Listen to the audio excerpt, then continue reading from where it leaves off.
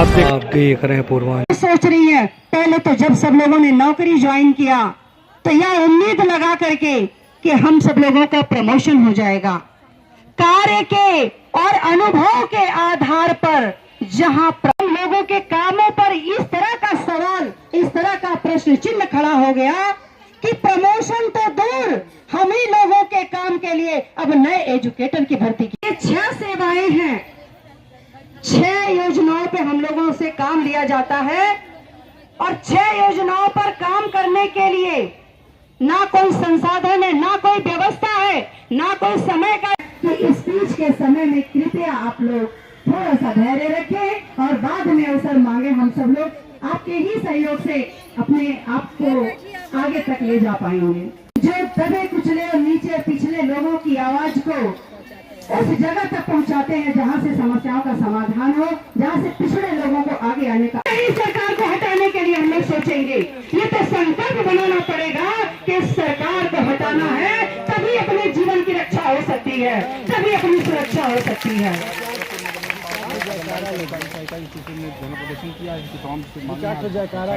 हमारे मीडिया बंधु बीच बीच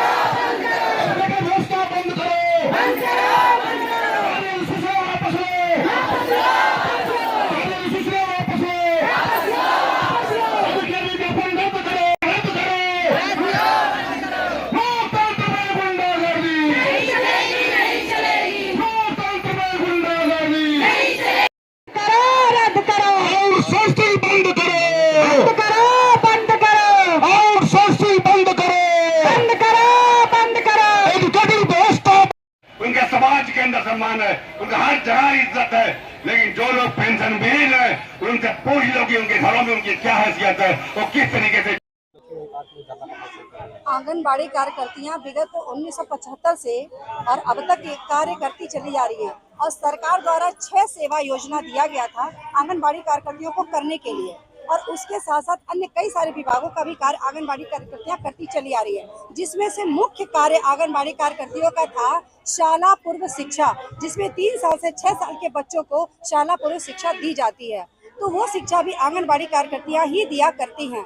उसी के जगह पर आंगनबाड़ी के साथ साथ आउटसोर्सिंग के माध्यम से पूरे प्रदेश में 10,684 ECCE एजुकेटर की भर्ती शासन के द्वारा एक पत्र के माध्यम से प्राप्त पता चला है कि भर्ती होने जा रही है। उस भर्ती को रोकने के लिए हम आंगनबाड़ी कार्यकर्तियां आज यहाँ नगर निगम परिषद में गोरखपुर जनपद की इकट्ठा हुई हैं कि ये ECCE एजुकेटर की जो आउटसोर्सिंग भर्ती है इसको रद्द करते हुए इन्हीं आंगनबाड़ी कार्यकर्तियों को उस कार्य के लिए लगाया जाए, क्योंकि इनके पास कार्य का कम से कम 15 से 35 वर्ष का अनुभव है, योग्यता भी है और इनको प्रशिक्षित भी किया गया है, ECC एजुकेशन भी दिया गया है। तो आंगनबाड़ी कार्यकर्तियां ही इस कार्य को करेंगी। मांगे नहीं मानी जाती है तो क्या करेंगे?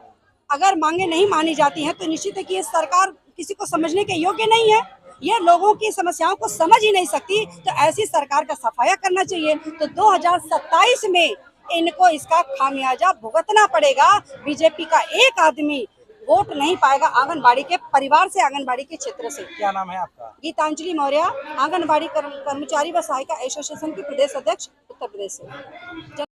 कि उत्तर प्रदेश सरकार ने जो ये आउटसोर्सिंग द्वारा ECC एजुकेटर आंगनबाड़ी सेंटरों पे भर्ती करने जा रही है, हमने इसका हम सरासर उसका विरोध करने के लिए आज यहाँ इकट्ठा हुए हैं, क्योंकि आंगनबाड़ी कार्यकर्त्री को इसीलिए 1975 से रखा गया। 6 सेवाएं आंगनबाड़ी देती आ रही है, जिसमें शाला पूर्व शिक्षा ये मुख्य एक आंगनबाड़ी का काम है।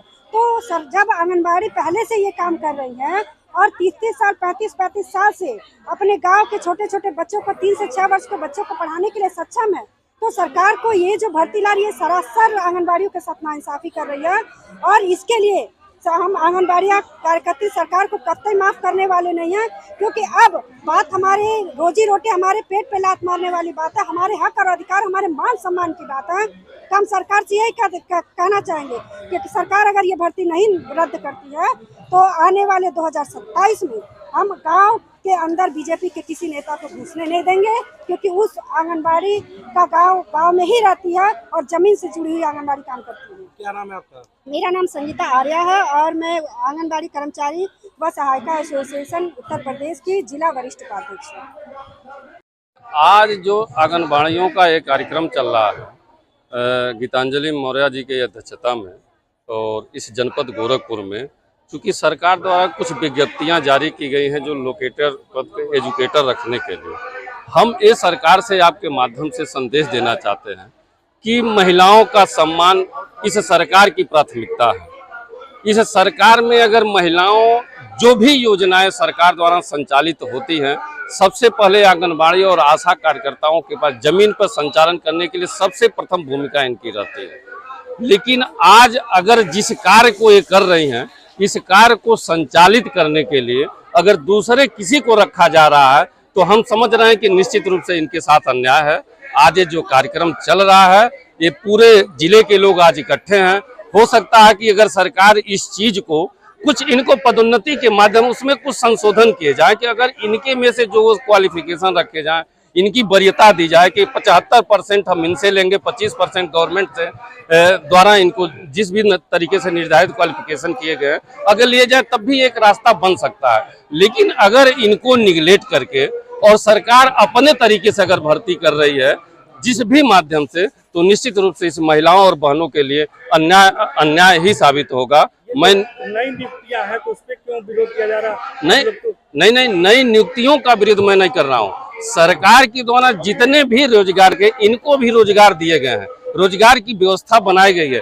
लेकिन अगर मेरे ऊपर मुझसे जो अनुभव हो चुके हैं 10 साल, 15 साल, 20 साल, ये वरीयता उसमें लानी चाहिए। वरीयता के आधार पर अगर इन्होंने भर्ती निकाला है तो 75% हमारी बहनों में से आंगनबाड़ी कार्यकर्तियों से लेना चाहिए था। 25% और रखते तो इनका भी मनोबल कार्य करने में आगे बढ़ता और निश्चित रूप से समाज का और देश का और हमारे सरकार का भी विकास होता। मैं पुनः एक बार आपके माध्यम से मैं कहना चाहता हूं कि इसमें संशोधन की जरूरत है। संशोधन करके कम से कम जो ये एजुकेटेड हैं उनको निर्धारित करते हुए कि इतने % इन महिलाओं को भी भर्ती आंगनबाड़ी कार्यकर्तियों से लिया जाएगा, इतने पदों पर इनसे लिया जाएगा।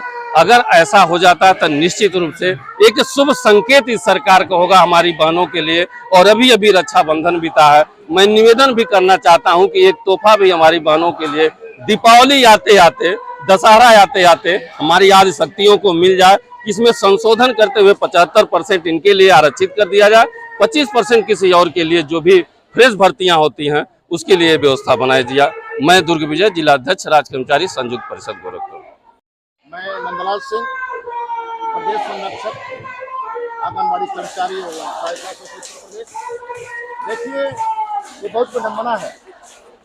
इस कार्य को विगत 40 वर्षों से हमारी बहनें आंगनबाड़ी सहायता करती आ रही हैं। उसी काम को 40 वर्ष से करती आ रही हैं। मानदेय के नाम पर मात्र 6000 पर पुनः जो है मानदेय मिलता है। ठीक उसी काम को एजुकेटर आउटसोर्सिंग के रूप दे करके ये उत्तर प्रदेश सरकार बहुत ही गलत कर रही है। उसी कार्य को कराने के लिए 10,684 एजुकेटर संविदा पर, कितना हास्यास्पद है। सेम वही काम है हमारी बहनें 40 वर्षों तक करती आ रही है। मात्र मानदेय के नाम पर 6000 रुपया दे रहा है और उसी काम को कराने के लिए एक वैकल्पिक व्यवस्था, ये तो उत्तर प्रदेश की चाल है।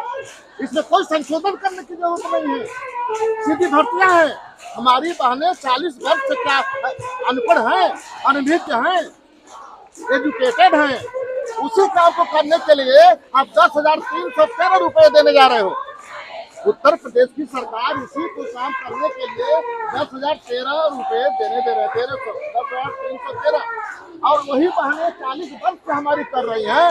तो रगड़ते 2016 से लेकर के आज तक 6000 तक पहुँच गया। कितनी विडम्बना है। हर बार तो आंदोलन किया जाता है, राज कर्मचारी का दर्जा मांगा जाता है, लेकिन मिला नहीं होता है। यही तो मीडिया साथी विडम्बना है। मेरे भाई विडम्बना है, आप देखे होंगे दिल्ली में जंतर मंतर पर, लखनऊ में इको गार्डन में लाखों की संख्या में हम भरे जाते हैं, लेकिन दो बहनें हमारी जान चली गई उस आंदोलन के तहत, सपना चौधरी और नीता सिंह का। लखनऊ में इतनी भीड़ जबरदस्त थी, लेकिन इसके बाद भी मात्र 500 रुपया उत्तर प्रदेश की सरकार आदरणीय महाराज जी ने बढ़ाया।